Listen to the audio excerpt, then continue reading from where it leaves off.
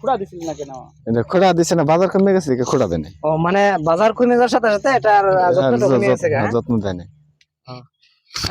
এখন বাজার কত সেটা এটা নেই না, এটা এখন নেই না। না।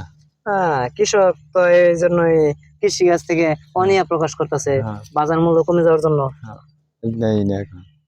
এভাবে যদি চলতে থাকে তাহলে একসময় কৃষি কাজ মানুষ আবার সেই কৃষি থেকে বিমুখ হয়ে যাবে। পাকতেছে কারণ সার বিষের তো অনেক মোটামুটি ভালোই বাজার মূল্য। রাসায়নিক সার প্রয়োগ করতে হয়, টমেটো যত্ন নিলে দেখা যাইতেছে না বিক্রি করা যায় তাহলে কিভাবে কি হবে? বিক্রি করা চলে না। এই যে এই যে একটা জাত কত অনেক সুন্দর টমেটো তো আপনার এখানে দেখা যায়। এই যে টমেটো জাত কত ভালো। এগুলা কি যে ইয়েতে দিতে কিনে আনছে বীজ। বীজ কিনা? হ্যাঁ বীজ কিনে। অনেক সুন্দর ফলন হয়েছে আপনার দেখা যায়, কিন্তু আপনি তো বাজার মূল্য পাচ্ছেন না।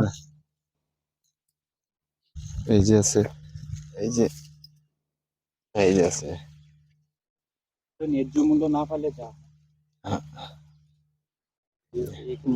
অনেক টমেটো। পুরো গাড়িতে সমস্যা নাই। এখন তাহলে এই টমেটো কি করতেছেন? কারণ বাজার এমনি থাকবো, থেকে আবার অন্য ফসল করবো। ওটাই মানে এখানে পাকতেছে, এখানে হইতেছে, নষ্ট হইতেছে। নষ্ট হইতেছে। আর বাইতে না খাইতেছে জায়গা। ইয়েতে ওয়েদারটাও ভালো আছে এবং চারিপাশে সাদা আর সাদা। টমেটো এমনি থেকে এই কারণে নাই, কোনো যত্নই নাই তাহলে। না না অনেক সুন্দর, তারপর তো দেখা যাচ্ছে রোগ বালাই নাই একবারে। যত্ন করে করবো। 20 টাকা 30 টাকা কেজি বেচাইতে তাইলে যত্ন করে লাভ আছে। না তা ঠিক আছে, কারণ এখন তো আপনি নেই না ওই